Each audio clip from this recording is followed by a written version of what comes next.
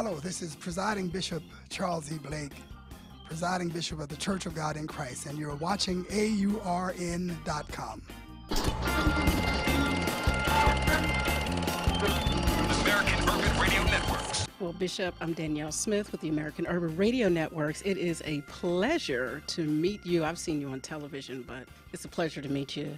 Well, as the role as the presiding bishop of the Church of God in Christ, with nearly over 5 million members in the United States, what is your role? Can you give us a little snippet of information of what exactly do you do as the bishop?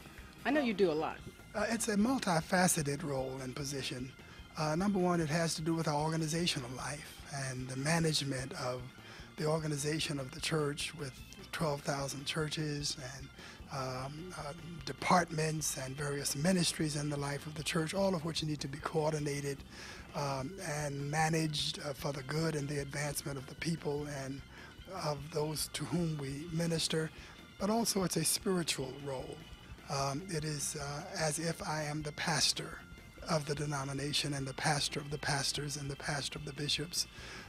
And so they look to me for spiritual encouragement and counsel, and from time to time discipline and structuring of the organization, to see the vision, to set the programs, to set the goals and the objectives of the organization. And so it's a spiritual role, and then it's also a management role also.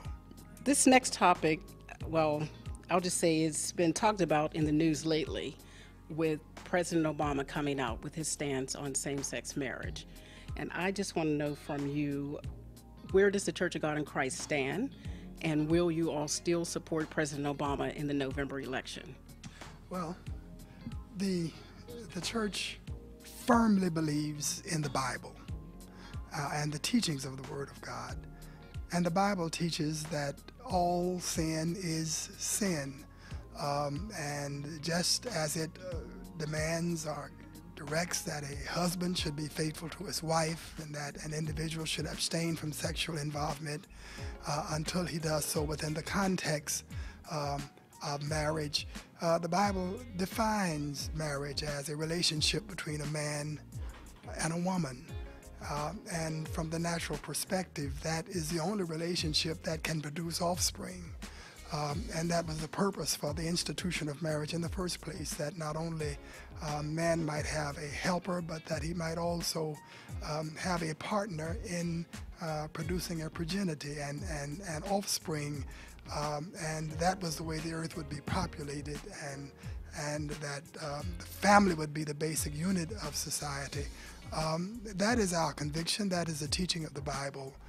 We're not homophobic. We are not individuals who would condemn or reject individuals who have homosexual inclinations.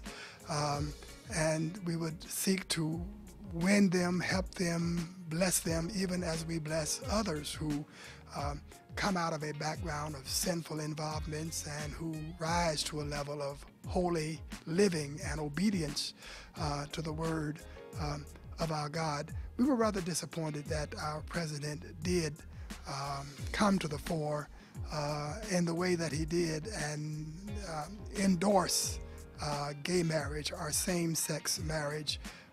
We felt that it was inappropriate and really unnecessary at that time.